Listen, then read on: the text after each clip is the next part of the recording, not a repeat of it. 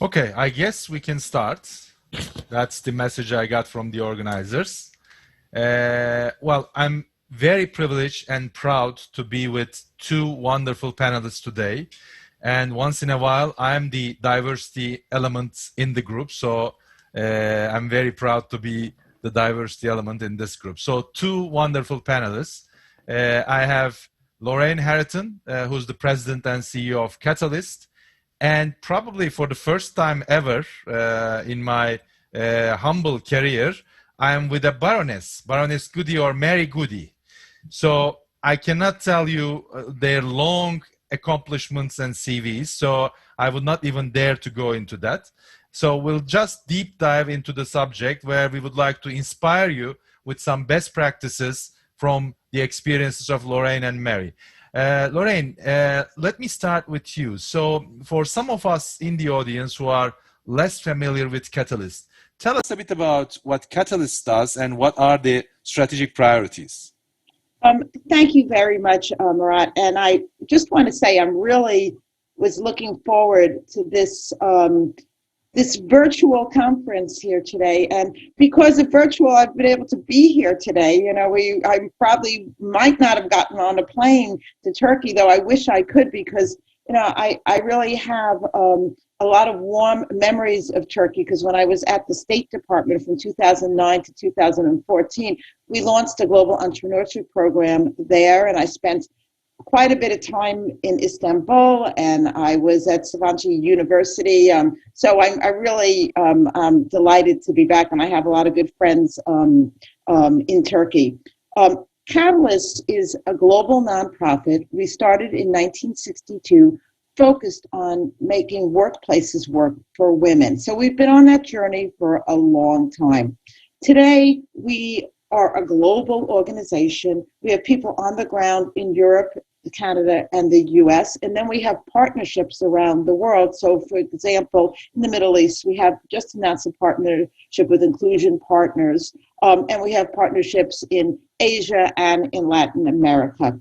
And what we do is support multinationals with their efforts around the world around diversity and inclusion. So we've been doing research for many, many years, and then we take that research and we put it together into actionable solutions that help corporations on their journey. So that includes knowledge and learning products, measurement tools, and advisory services.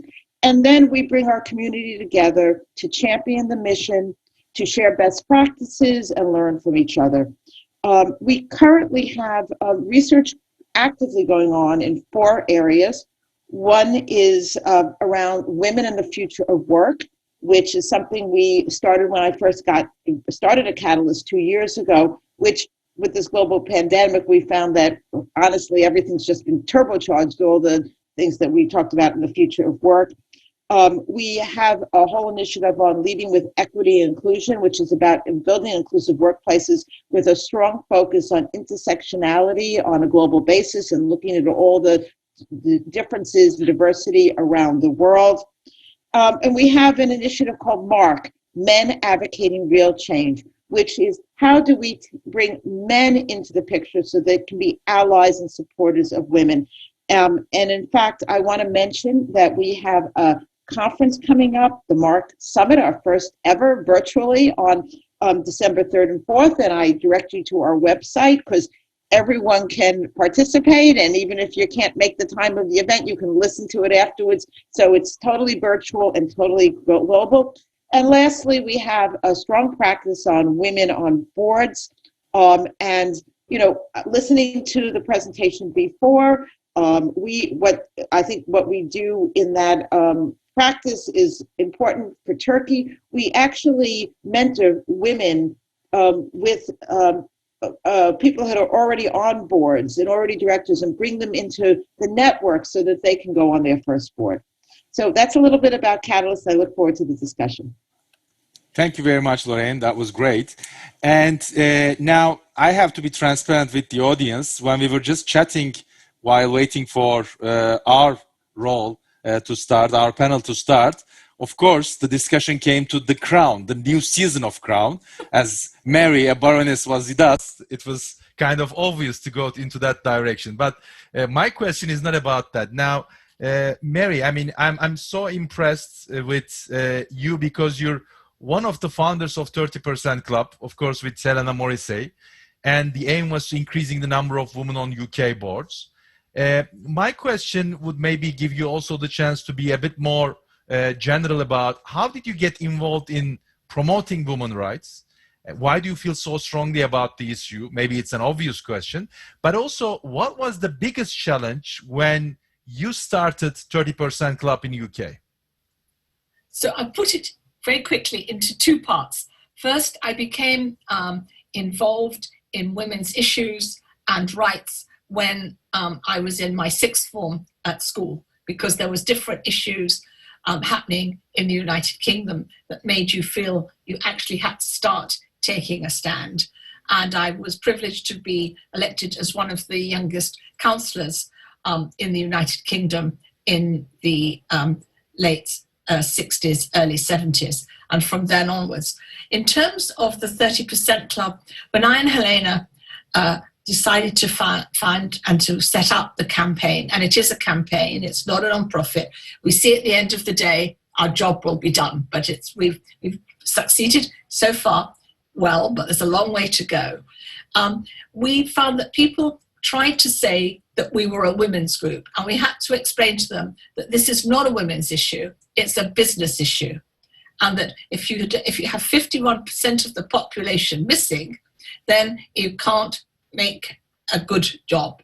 So that's where we had that first battle. And we also knew that to be able to achieve anything, it had to be men and women working together. And also we knew we needed to get the chairman and the CEOs, both men and women, of the top FTSE 100 countries in the United Kingdom to sign up with us. And that's what we did. And you see it on our webpage, both in the United Kingdom and where we have our international chapters. Okay, wonderful. Maybe a follow-up question, a short one, Mary, on this one. You said that when we started, we were kind of hoping to reach that 30% and then our job would be completed. But right now I can see that 30% is still evolving and growing now internationally. Give us maybe a feeling about what would be the next aspiration for 30% Club from your perspective. Well, we have a global mission now where we see 30% to 50%, and in one or two countries they do have quotas, those who are members of the European Commission, European Parliament and so on. But taking that aside, we also want to see better diversity on boards, and we've made a mission statement about that. And also it's not just on boards, but it's through the pipeline, and that is through mentoring. We have a big mentoring scheme, and also through the MBA scholarships that we have got around our international chapters. And further through education, and we help start speakers for schools, and working with schools, getting people like yourself and Lorraine and other friends to go to speak to the sixth form in schools. During this period, a number of us have still been doing this virtually, getting to 800 children or young people.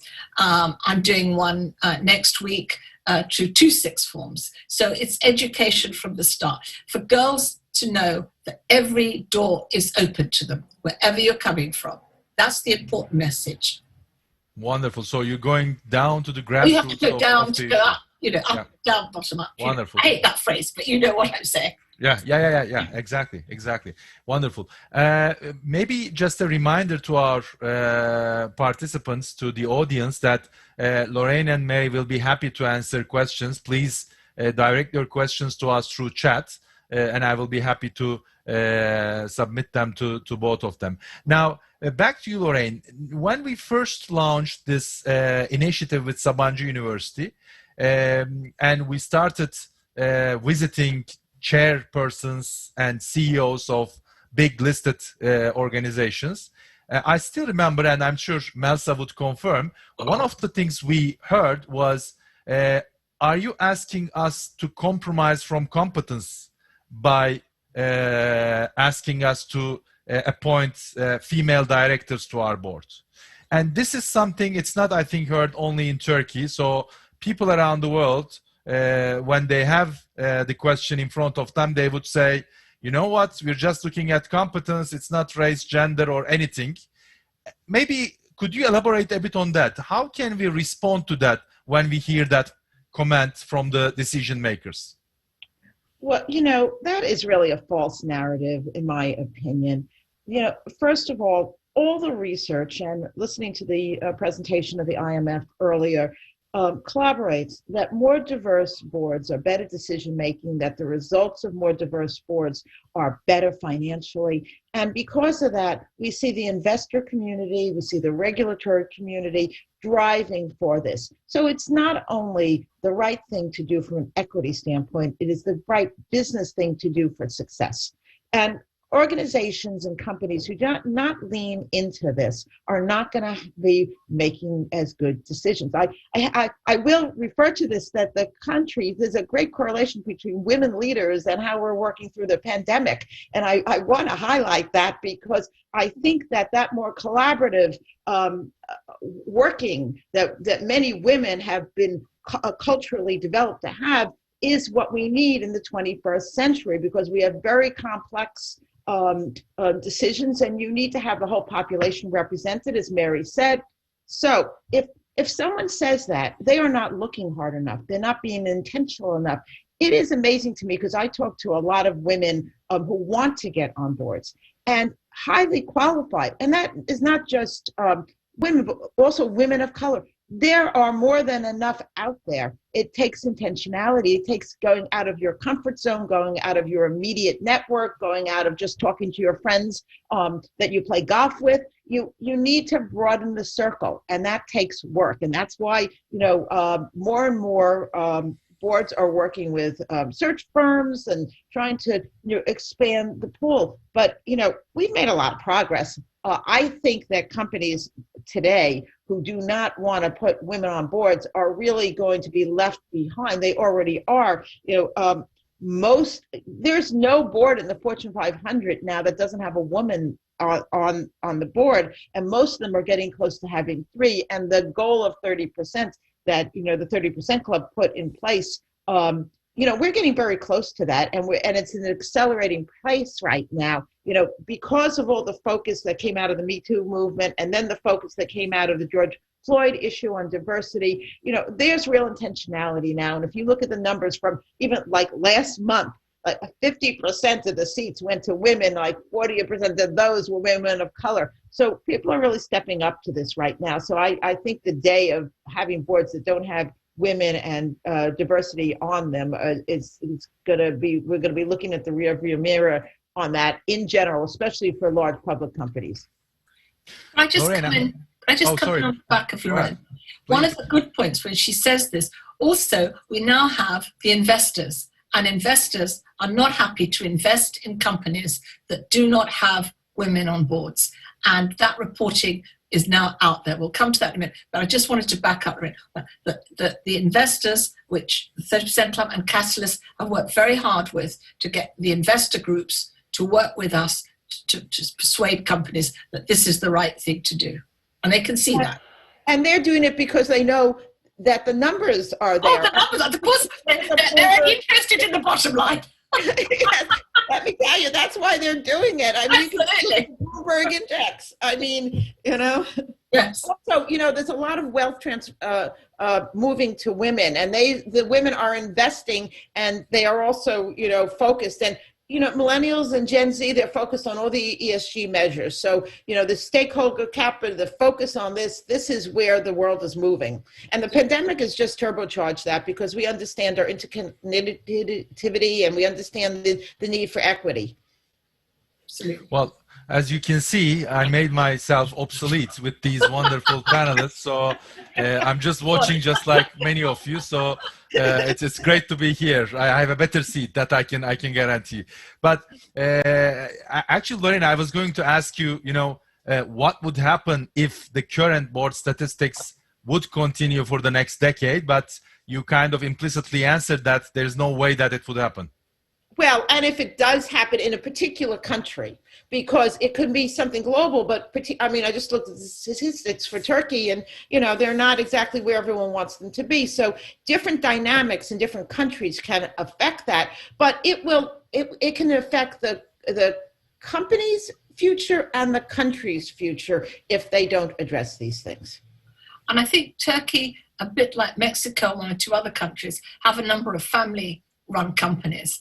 And those, I think, will change in the next period because they will look for other investors. They have very bright daughters, very bright daughter-in-laws, and their grandchildren, and so on. So, and I have seen this in Mexico, and I know in Turkey that will change. Yeah, and that was talked about in detail in the report because I was listening to it. And we are embarking on a new generation and much more women involved in those family businesses, and that's really great. And they've all done MBAs and everything else. And if they haven't, they're about to take them. Well, we're moving to a new era coming out of COVID, and there's no going back.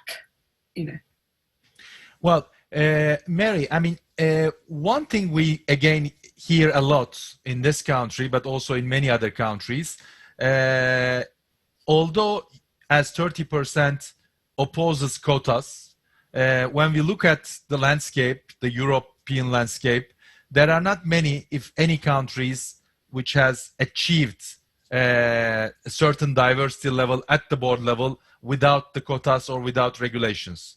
And I'm, by the way, a big fan of quotas, so let me put it aside. But what I would like to get from you, what is the secret sauce behind UK's success and 30% success doing this without the quotas?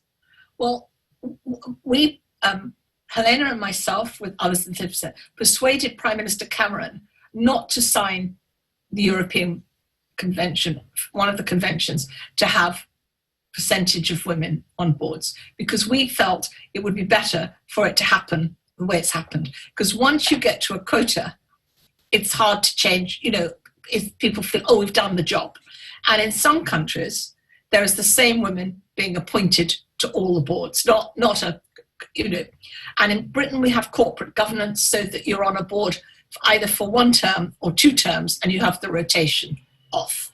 And also we felt that we had a huge amount of women out there who could achieve this, going through the pipeline, and also Prime Minister Brown coming towards the end of his term and Prime Minister Cameron coming in, both had agreed that this was the time that we ought to really make a push for women on boards. And not only was it at the same time came through women on boards, gender, the gender pay gap, and the reporting. So as the boards report now, the FTSE 100 and the 350 have to report on board makeups, on the gender pay gap in their companies, and also on the environment now and sustainability. So all of this is coming naturally, and companies know they have to sign up to it. The investors want it. The Bank of England supports this. So it's had government across the divide. It's not just one government, not one political party. It is across the political divide that this is the right thing to do. And also in the devolved parliaments of Scotland and Wales, they're all signed up to this. And please correct me if I'm wrong, Mary, but I've heard maybe legends or stories about ministers sending letters to the chairpersons of companies. Oh, yes. When Lord Davis, the famous Davis report, was invited to chair the Davis Commission at the same time as the 30% Club launched, and the Financial Times came behind us all, the great newspaper of business, the ministers and Lord Davis wrote to all the chairmen of the FTSE 100 to start with, saying to them, you have to make a change. It's the right thing to do. And gradually, and then ministers started to write. And ministers spoke to chairmen and spoke to CEOs to make this change. So it was a government buy-in. I even heard that it was in the letter that, will you be the last one to carry this shame? Well, I didn't quite see that in the letter, but there's lots of but there was there was phone calls and and the report. And now we're coming out of COVID, but this year the portal's there, so they've got to report. But coming out of COVID, the publishing of where companies, because all of this is published annually as well, so everybody knows where everybody is. There's no secrecy. It's full transparency. Okay. Now, you were chatting about this strength of capital markets and the investors kind of pursuing the business imperative behind the diversity at the board level. And Lorraine, to you, of course, the capital markets in general are quite established, and the investors community are quite strong in many of the, let's say, established economies. But when it comes to emerging economies, as we have discussed briefly about Turkey, even in the listed companies, the dominance are for people or for families. And therefore, the investors are not yet a strong community. Do you see that changing, or any kind of best practices, anything you can share with us? Well, the statistics do reflect that in, the Middle East and Latin America, in Africa and Asia, the numbers trail Europe and Canada and the U.S. And I think it does have to do with the maturity of the markets. It has to do with the family businesses. I think that perhaps that's a place where quotas can help drive this. I'm not necessarily advocating for that, because I basically agree with Mary that it's good to have people understand that this is the right thing to do. But I think we had the conversation. The world is changing, and we live in a global world. And while it may be slower, the family businesses are changing. The women in these families are changing. The investments community is maturing in these countries, and we will eventually see change. So I think it's more a matter of time and maturity. And so I think I'm really hopeful. I have to say that the UK, because of the regulatory work that has been done, is driving the numbers in the pipeline, which is even more critical. We've made a lot of progress on the board, and it's easy to know what the board numbers are. And in fact, it's somewhat easier to move the board numbers. As Mary was saying, if you have quotas, you can find the 100 women on the country, and you can place them on all the boards, and you've solved your problem. Or you can take your friend and put them on the board, and you can solve the problem. What you really want is the community, the investment community, the civil society to drive this, and also drive it in the pipeline. And the work that the UK has done and Australia has done, and to drive reporting that information is the next big hurdle in my mind. In fact, Catalyst just announced an initiative called the Gender and Diversity KPI Alliance. And what we are doing is we took numbers on metrics that came out of the World Economic Forum, IBC, the International Business Council, put a framework around ESG measures, and there were several on diversity and inclusion, and they had to do with representation and pay equity at the board level and through the pipeline, and encouraging companies to measure that, and eventually they will make them public. I mean, in the United States, very small percentages of the companies are actually making these numbers public, but at least they can measure them, and then there's going to be investor pressure to make them public. So, this is the next horizon of where we're driving to, is to move to the pipeline.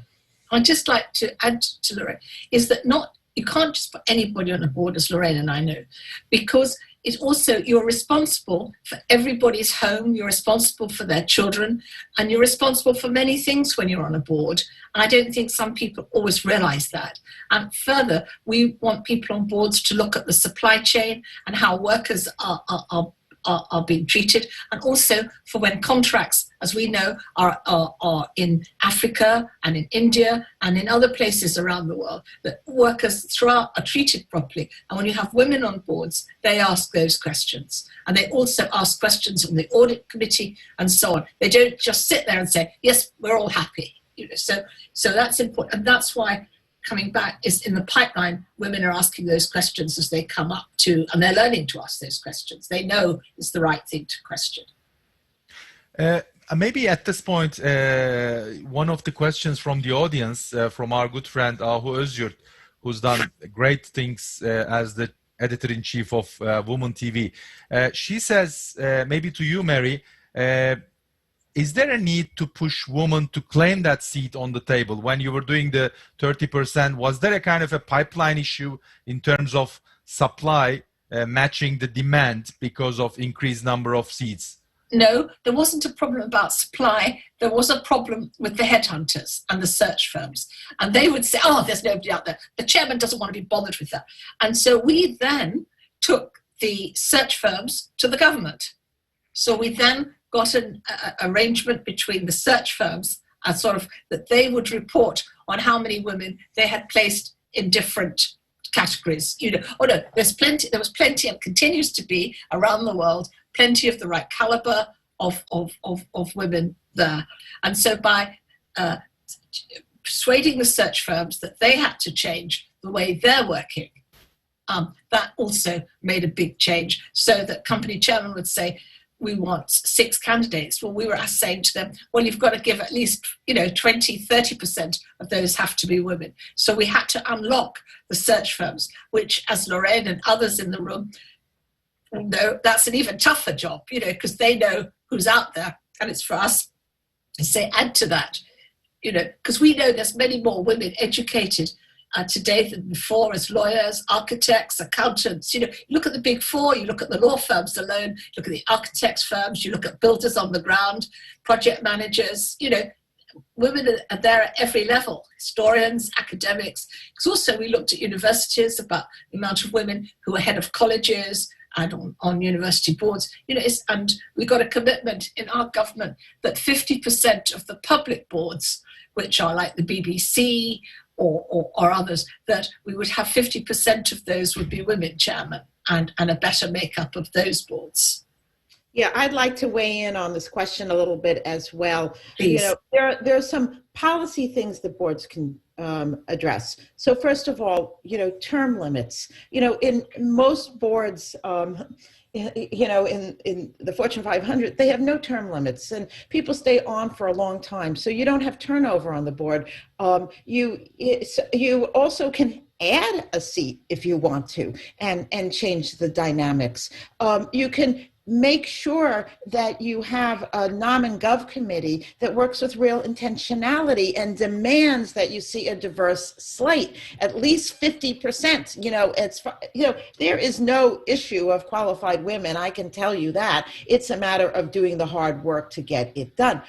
You can also have sponsorship programs to help first-time women get on boards, like the one we have on Women on Board program. So, the right governance really leads to better objectives. Absolutely. That is key, turnover. And wonderful. Well, I don't want to show off, but I think Mary would know that in UK, my firm, Egon Zehnder, is kind of constantly on the list of search firms appointing the most number of female directors. So I'm proud of that. But you're absolutely right. And by the way, for your information, we've done a similar coalition of search firms in Turkey with the initiative of 30% Club. So that's kind of signed and sealed. I think it's a very important step going forward. Maybe going back to Lorraine at this point. We can maybe talk about a bit like advice, because there was also another question about in terms of the capabilities of women who are preparing themselves for the board level, and there are quite many of them who are now in the audience. From your perspective, Lorraine, I don't know if you're doing those kind of research or activities as well to increase the capabilities of women or to guide them towards the board journey. But in any case, what would be your advice to prepare themselves for that campaign? Yeah, that's a great question. Thank you for asking it. First of all, I think women should think about their trajectory earlier in their career. And this is for moving forward to be in leadership roles and be CEOs of companies, as well as getting on boards.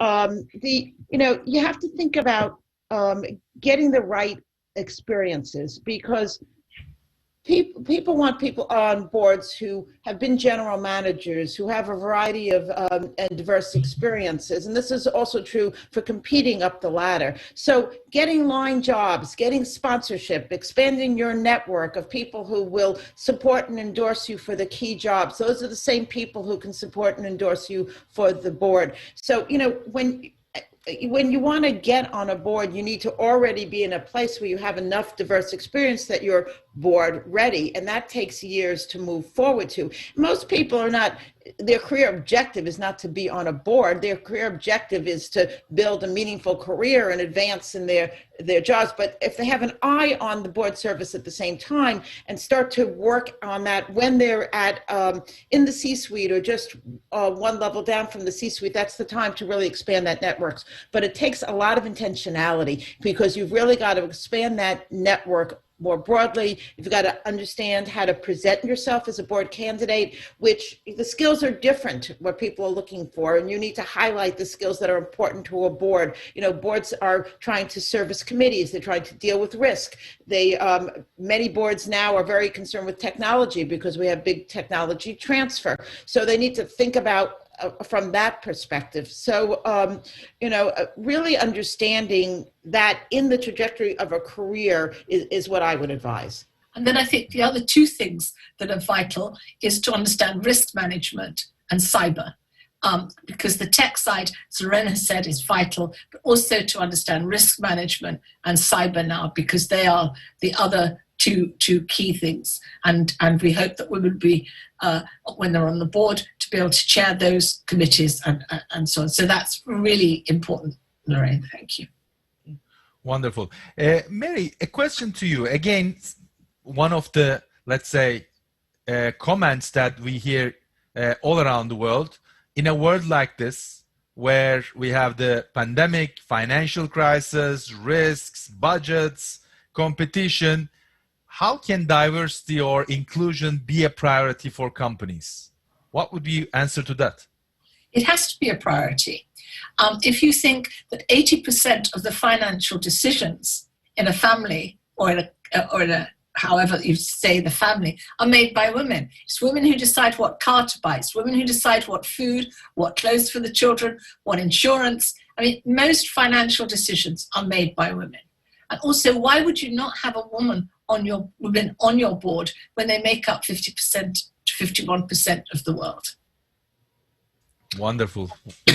Lorraine, do you want to say something on that? Yeah, I do, because Catalyst has done research during the pandemic to understand how CEOs are thinking about this. And we did a survey that shows that 70% of CEOs are thinking that this is going to be more important post the pandemic than ever before. And so the focus on equity, not just women, but having equity, diversity in their ranks and on the board is even more important. So we at Catalyst, because we deal with these companies all around the world, are seeing increased intentionality. We're seeing, honestly, we have increased supportership at Catalyst has gone up remarkably during this pandemic.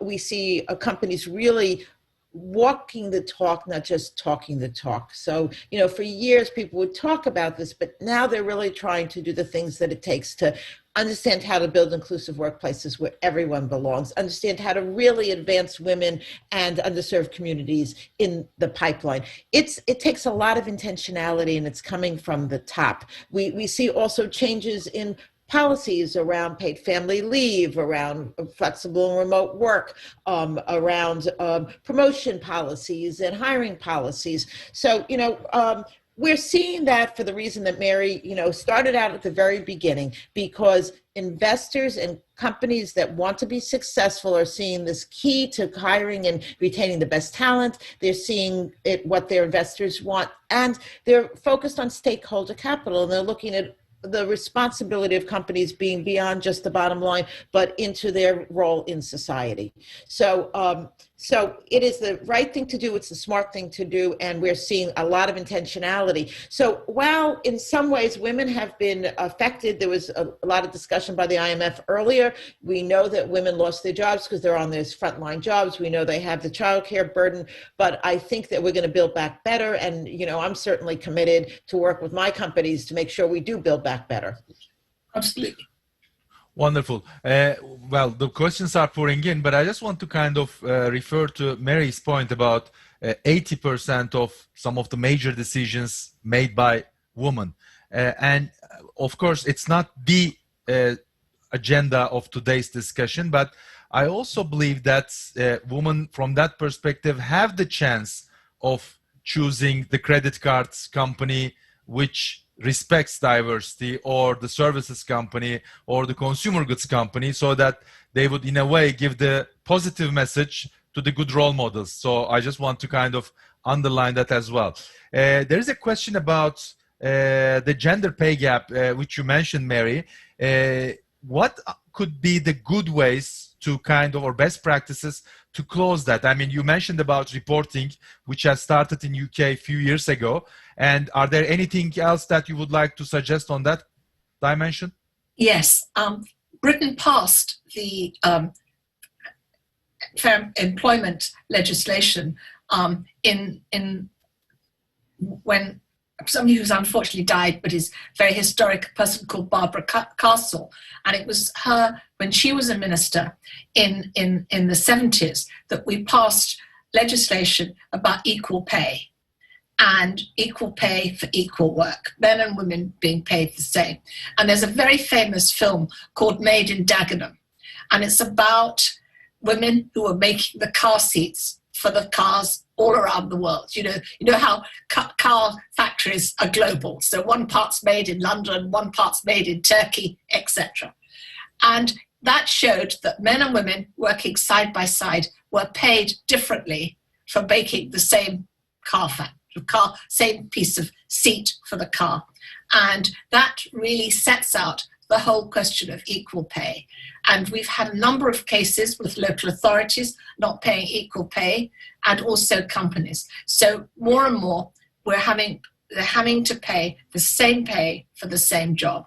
And that is why transparency on what people are being paid, being out there, then you have to know it. So equal pay is, and we're saying to companies, you have to publish, and the FTSE 100 and the FTSE 300 have to publish where they are on equal pay. And that is seen every year, except just this year, but it will be back on top again next year. But equal pay is really important, and it helps to retain staff because they know where everybody is, in the same way as paternity leave and maternity leave. Yeah, I'd like to just weigh in on this a little bit as well, because I want to nuance it a bit. Because if you look at the gender pay gap numbers that are reported, and also the raw pay gap that comes in the UK numbers, it's really made up of two elements. Equal pay for equal work for the exact same job, just the way Mary showed that example. And the other thing is the ratio of what men and women are making more broadly. That number is affected by equal pay for equal work, but also how many women are at different levels in the organization. Right, absolutely. So I want to say that there's been a lot more progress on equal pay for equal work. The larger companies in general have gone in and audited, and the Fortune 500 companies, they are in general trying to get in compliance with that because of all the hard work that's been done. But the other piece of this, which is, that, for example, even in the same pay grade, a woman could be doing, an events job, and the man is a trader, and they're making 5 times as much money for the same exact job. Or, you just have, all the women are bank tellers and the men are running all the top jobs. So so we need to work on the pipeline issue, and those numbers reflect both of those issues. But as I said, we have had cases in the United Kingdom with local authorities around carers, at that level, around lawyers at that level, bankers at that level, around teachers, so there is case law from top to bottom, and it is right, but the pipeline is key where you get all these anomalies. Actually, another related question just came in, which maybe I'll first ask it to you, Lorraine. The pandemic situation also creates some, especially at the mid-level, women to leave their jobs for different reasons, because of unemployment or the contraction of the economy, but also related with the family, taking care of the family. And the question is there a way to avoid that? How can we try to maybe win back days? Because that would also have an effect on the pipeline, as you mentioned. Well, that's a great question. In fact, I wrote an op-ed in Fortune that you can refer to all about this, and we've done research on this. So first of all, it is absolutely true, especially women early in their career who have family burdens are being affected by this much more than the men. In fact, in the US in September, the statistics were there were 1.1 million people lost their job and 893,000 of them were women. And that is because of this very issue. We know that women have more unpaid labor. We know that they're taking up the childcare burden. But on the other hand, it's put a light on these inequities, and it's also put everyone in the same boat around the parenting issues. And, men and women both are trying to solve this problem. So, some of the things we're telling companies to do is to lean into supporting childcare expenses, lean into flexibility, lean into paid family leave, really look at this holistically, even just financially. If someone leaves the labor force and you have to replace that person and reskill them, it's a lot more expensive than trying to help them through the childcare issue over what hopefully will only be a few more months. But in order to do that, you've also got to train your managers to be empathetic and be inclusive leaders. They've got to understand what is the lived experiences of these people who are having these experiences, so that they're willing to come and talk about them, so that you can do the work-life balance that you need to do, so that you can help them through these periods. And the report that we did on parental is that 40% of the people, first of all, they may not even be aware of the help, and they're afraid to tell people about the issues that they're having until they have a complete crisis, and then they just leave because they're afraid they're going to be laid off. They're afraid they're not going to be, they're not going to be able to talk about it. So you need to really have empathetic leaders, and that empathy is a quality that we think is going to follow through even after the pandemic. Okay. Mary, maybe a question to you. You mentioned this gender pay gap issue. We also talked briefly about, or implicitly about, the rotation at the boards or the background of directors at the board level. All of these, in a way, go to good governance. And actually, in line with what you say, it's not a woman's issue, it's a business imperative that we're talking about. Again, either through your 30% journey or from your other experiences at different level, because you also have the political hat as well as the business hat. What would you say governance-wise could be the, let's say, couple of practical things to be done, either for the business owners or business community, as well as the policymakers?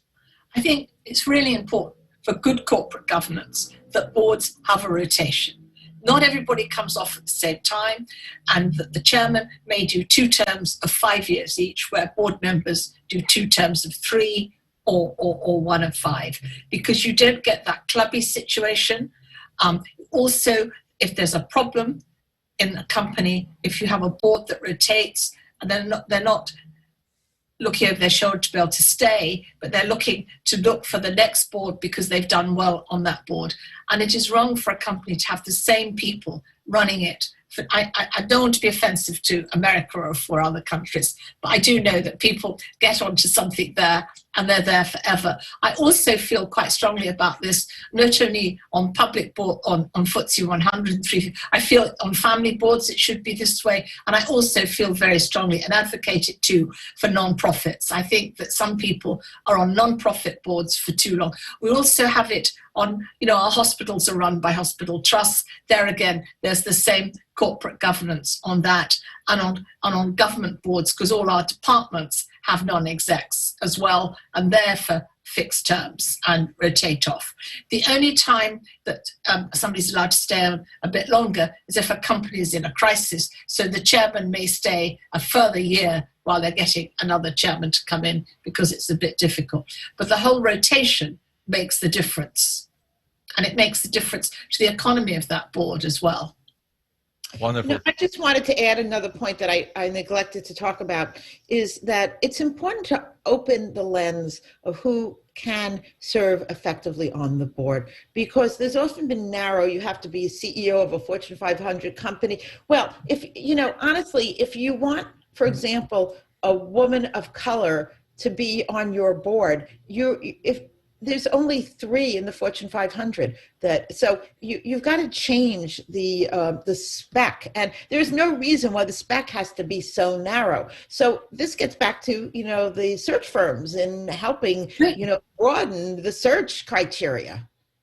And also there are great women of color and men and so on out there who have this experience, who've been working in law firms, who work in accountancy firms, and all the others. So as the search firms should know, it's not difficult to find them. And we're in a global world, so people don't necessarily have to be American or British or Austrian.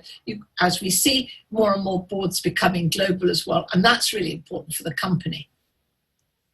Well, we're just approaching the last 10 minutes, but we've got a couple of more questions. But I would like to add to the last point, which is I've just seen a research, I think, which was sponsored by Intel for Generation Z.